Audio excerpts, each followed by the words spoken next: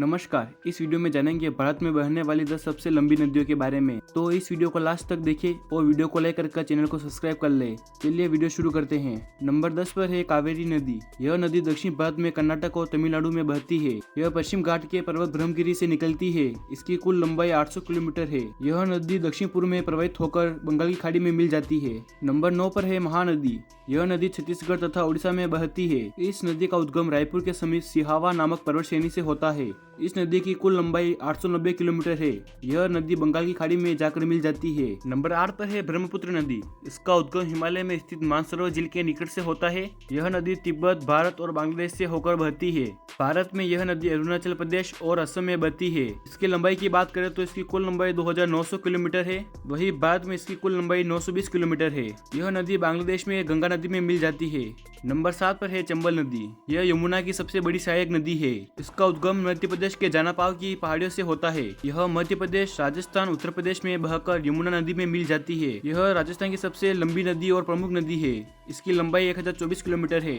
Number 6 पर है सिंधु नदी। इसका उद्गम हिमालय में मानसरोवर के पास से होता है। यह नदी तिब्बत, भारत और पाकिस्तान में बहती है। वही भारत में यह नदी लद्दाख व जम्मू कश्मीर में बहती है। इस नदी की भारत में कुल लंबाई 1114 किलोमीटर है। वही इस नदी की कुल लंबाई 3180 किलोमीटर है।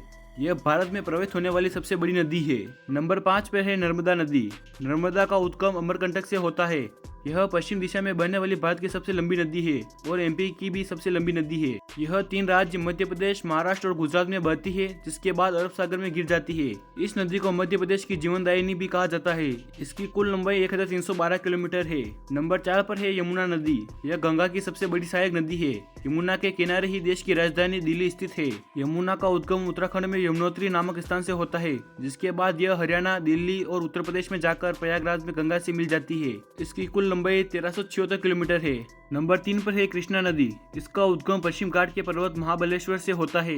यह नदी महाराष्ट्र, कर्नाटक, तेलंगाना, आंध्र प्रदेश में बहती हुई बंगाल की खाड़ी में जाकर मिल जाती है। कृष्णा नदी की कुल लंबाई 1400 किलोमीटर है।